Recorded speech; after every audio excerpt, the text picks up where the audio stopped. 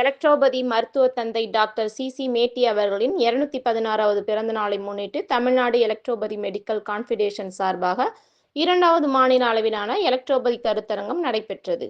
கோவை காந்திபுரம் பகுதியில் உள்ள தனியார் மண்டபத்தில் டாக்டர் சி மேட்டி அவர்களின் 216வது பிறந்த நாளை முன்னிட்டு மாநில அளவிலான 2வது எலக்ட்ரோபதி கருத்தரங்கம் தமிழ்நாடு எலக்ட்ரோபதி மெடிக்கல் கான்ஃபெடரேஷன் மாநில தலைவர் டாக்டர் செல்டன் அருள்தாஸ் தலைமையில் நடைபெற்றது.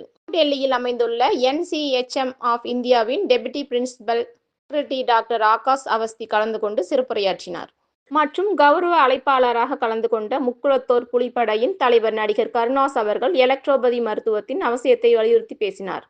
இக்கருத்தரங்கில் தமிழகத்தில் பல்வேறு மாவட்டங்களில் இருந்து 1000க்கும் மேற்பட்ட எலக்ட்ரோபதி மருத்துவர்கள் மற்றும் மருத்துவ மாணவர்கள் கலந்து கொண்டனர். இதில் மாநில அரசும் மத்திய அரசும் எலக்ட்ரோபதி மருத்துவத்தை அங்கீகரிக்க வேண்டும் என்று கோரிக்கை வைத்து தீர்மானம் நிறைவேற்றப்பட்டது. ஓய்வு பெற்ற பாட்னா செஷன்ஸ் கோர்ட் நீதிபதி சந்தோஷ்குமார், அக்னிஹோத்ரி, சென்னை உயர்நீதிமன்ற வழக்கறிஞர்கள் டிபெண்டர் தாமோதர கிருஷ்ணன், டிபெண்டர் கோகுலகிருஷ்ணன் மற்றும் டிபெண்டர் வழக்கறிஞர் பிரதீப் ஆகியோர் முன்னிலை வகித்தார்கள்.